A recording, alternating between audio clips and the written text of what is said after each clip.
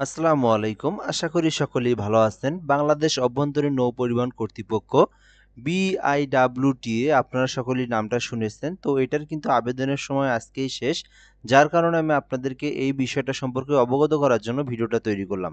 তো এই বাংলাদেশ অভ্যন্তরীণ নৌ পরিবহন কর্তৃপক্ষ BIWTA এই সার্কুলারে কিন্তু মোটামুটি অনেকগুলো নিয়োগ বিজ্ঞপ্তি প্রকাশ করা হয়েছে। অর্থাৎ পদসংখ্যা কিন্তু অনেকগুলো আছে।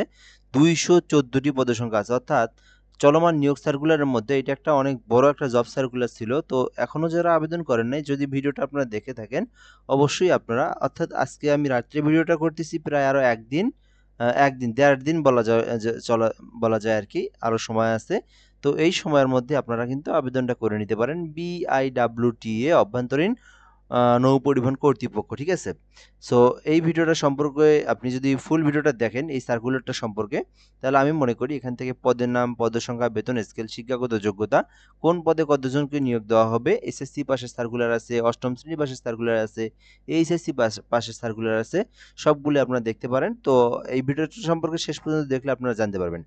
একটু কথা বলে নিই, চ্যানেলটাতে নতুন হয়ে থাকলে অবশ্যই সাবস্ক্রাইব করে রাখবেন। বাংলাদেশের যত সরকারি চাকরির সার্কুলার আছে, সকল সার্কুলার এই চ্যানেলে আপলোড দেওয়া হয়। অবশ্যই সাবস্ক্রাইব করে আমাদের চ্যানেলটার সঙ্গে যুক্ত থাকবেন। তো বাংলাদেশ অভ্যন্তরীণ নৌ কর্তৃপক্ষ BIWTA এর নিম্নবর্ণিত 30টা ক্যাটাগরি আছে এখানে, অর্থাৎ 30 পদে 214টি শূন্য পদে নিয়োগ দেওয়া হয়েছে আর কি। বাংলাদেশের 64 জেলার যে কোনো প্রার্থী চাইলে আবেদন করতে পারবে। অনলাইনের মাধ্যমে আবেদন করতে হবে। নারী পুরুষ সকলেই আবেদন করতে পারবে। তো আমরা এক থেকে দেখব। তো এখানে প্রথম এক থেকে এখান থেকে প্রায় 20 নম্বর সিরিয়াল পর্যন্ত, 20 নম্বর বলতে এখানে 19 নম্বর সিরিয়াল পর্যন্ত আপনার অনার্স, মাস্টার্স এবং বিভিন্ন অভিজ্ঞতার প্রয়োজন আছে। শিক্ষাগত যোগ্যতার পাশাপাশি অভিজ্ঞতার প্রয়োজন আছে। তো তারা এগুলো দেখবেন। নিচের দিক থেকে আমরা শুরু করব, যেহেতু নিচের দিকের সার্কুলারগুলোর প্রার্থীর সংখ্যা বেশি, মানুষজন বেশি দেখে, অষ্টম শ্রেণী, এসএসসি, এইচএসসি। আমরা নিচ দিক থেকে শুরু করব। তো পরিচ্ছন্নতা কর্মী পদে নিয়োগ দেওয়া হবে। 13টি পদ আছে, অর্থাৎ 13টি শূন্য পদে পরিচ্ছন্নতা কর্মী নিয়োগ দেওয়া হবে। 18 থেকে 32 বছর পর্যন্ত হলে আপনারা আবেদন করতে পারবেন। অষ্টম শ্রেণী পাশ করলে আবেদন করতে পারবেন। 20তম গ্রেডের মালি পদে আপনারা একজনকে নিয়োগ দেওয়া হবে। এসএসসি পাশে আবেদন করতে পারবেন। নাইট গার্ডের 4 জনকে নিয়োগ দেওয়া হবে। শুধুমাত্র এসএসসি পাশ করলে আপনারা নাইট গার্ড পদে আবেদন করতে পারবেন। বাস হেল্পার, অর্থাৎ BIWT এর যে বাস আছে সেই বাসের হেল্পার নিয়োগ দেওয়া হবে একজন। শুধুমাত্র এসএসসি পাশ করলে অ্যাপ্লাই করতে পারবেন। স্টোর হেল্পার, স্টোর হেল্পারে 5 জনকে নিয়োগ দেওয়া হবে। শুধুমাত্র এসএসসি পাশ করলে আবেদন করতে পারবেন। নিরাপত্তা প্রহরী, টার্মিনাল গার্ড, 29টি পদ আছে। চলমান সার্কুলারের মধ্যে অনেক বড় সার্কুলার, 29টি পদ আছে। তো আপনি কিন্তু আবেদন করতে পারেন। এসএসসি পাশেই কিন্তু আপনারা এই নিরাপত্তা প্রহরীতেও আবেদন করতে পারেন। আচ্ছা, এরপরে যদি আমরা এখান থেকে দেখি, শুল্ক প্রহরী 23টি পদ আছে। এসএসসি পাশ করে আবেদন করতে পারবেন। অফিস সহায়কে 15টি পদ আছে।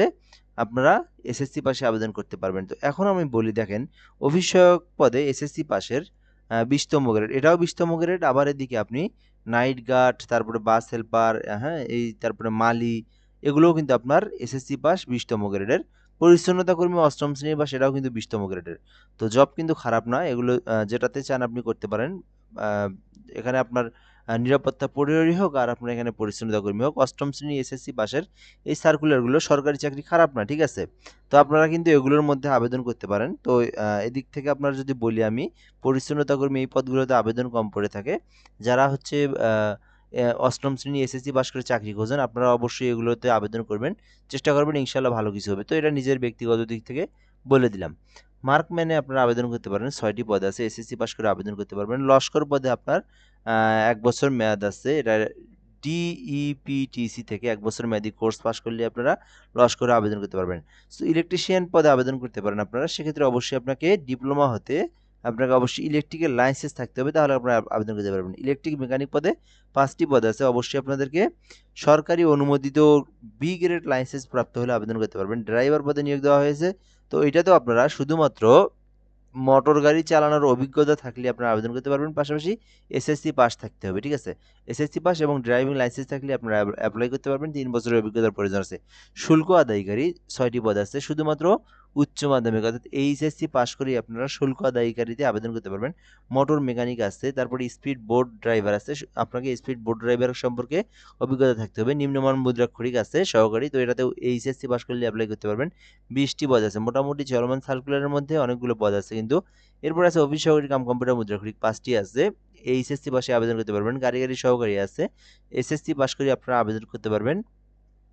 কারিগরি সহকারী তড়িৎ, কারিগরি সহকারী কম্পিউটার অপারেটর, এখান থেকে ডুবুরি অর্থাৎ কম্পিউটার অপারেটর সম্পর্কে যোগ্যতা থাকতে হবে এবং আপনাকে অনার্স অথবা ডিগ্রি থেকে, আপনাকে যদি বিজ্ঞান বিভাগ থেকে হয়ে থাকেন তাহলে আপনারা আবেদন করতে পারবেন। ডুবুরি বোধহয় নিয়োগ দেওয়া হবে 2 জন।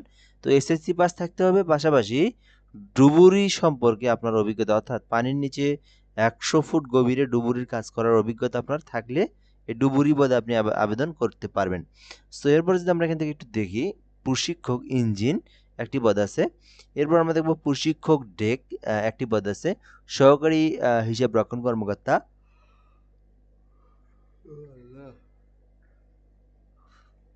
আচ্ছা বাণিজ্য দ্বিতীয় শ্রেণী স্নাতকোত্তর ডিগ্রি অর্থাৎ মাস্টার্স পাস থাকলে আপনারা সহকারী হিসাব রক্ষণ কর্মকর্তাতে আবেদন করতে পারবেন। একটি পদ আছে। কারিগরি সহকারীতে একটি পদ আছে। 11টি পদ আছে। উপসহকারী প্রকৌশলীতে 12টি পদ আছে। তত্ত্বাবধায়ক তৈরি উদ্বোধন কারিগরি 2টি পদ আছে।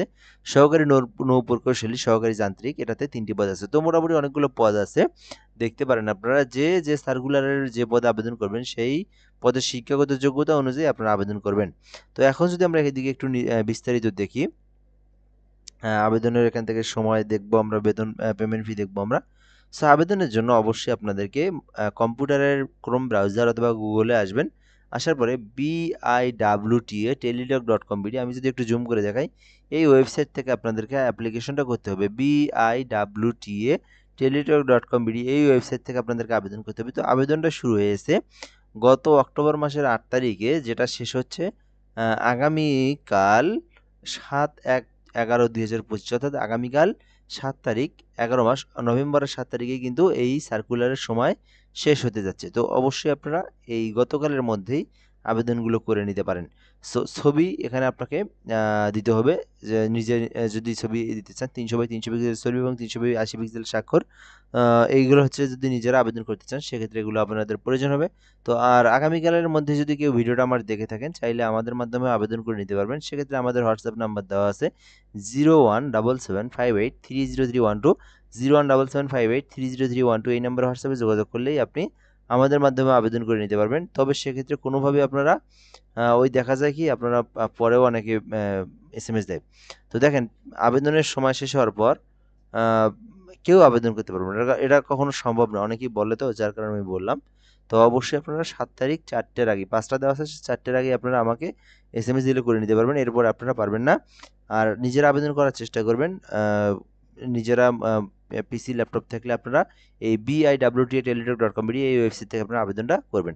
তো কত টাকা পেমেন্ট ফি দিতে হবে যদি আমরা একটু দেখার চেষ্টা করি, 1 থেকে 4 নং কর্মিক পদের জন্য 123 টাকা, অর্থাৎ 1 থেকে 4 নং কর্মিক পদের জন্য 123 টাকা। এখানে 2টা SMS ফি বাবদ অর্থাৎ 230 টাকা খরচ হবে। 4 থেকে 8 নং কর্মিক পদের জন্য 168 টাকা, প্রায় এখানে 178 টাকা থেকে 76 টাকার মতো খরচ হবে। আর 78 না, 175 টাকা, ঠিক আছে, 175 টাকার মতো খরচ হবে আপনারা 5 থেকে 8 নং কর্মিক পদের জন্য আবেদন করার জন্য আর কি। তো এরপরে 9 থেকে 20 নং কর্মিক পদের জন্য 9 থেকে 20 নং কর্মিক পদের জন্য 112 টাকা, 2টা SMS সহ 120 টাকা খরচ হবে। 21 থেকে 30 নং পদের জন্য 56 টাকা এবং 2টা SMS সহ 63 টাকার মতো হলে আপনারা এই পদেও অ্যাপ্লাই করতে পারবেন। সো যে পদে অ্যাপ্লাই করবেন সেই পদে পেমেন্ট ফিটা আপনারা দেখবেন। দেন এটা আপনাদেরকে টেলিটক সিমে রিচার্জ দিয়ে পে করতে হবে। যদি নিজেরা আবেদন করেন সেক্ষেত্রে আপনাদেরকে নিজেদেরকে টেলিটক সিমে রিচার্জ করে তারপরে আপনাদেরকে এখানে অপশন দেওয়া আছে, এই যে টেলিটক সিমে রিচার্জ করার পরেই এখানে দেওয়া আছে কিভাবে আপনারা দিবেন। BIWTA স্পেস ইউজার আইডি দিয়ে আপনাকে 163 নম্বরে পাঠাতে হবে, পরবর্তীতে আপনাকে ইয়েস দিয়ে পিন দিয়ে আপনাকে কনফার্ম করতে হবে। সো এই হলো মূলত ভিডিও। যারা আবেদন করবেন অবশ্যই আপনারা আগামীকালের মধ্যে আবেদন করতে পারবেন।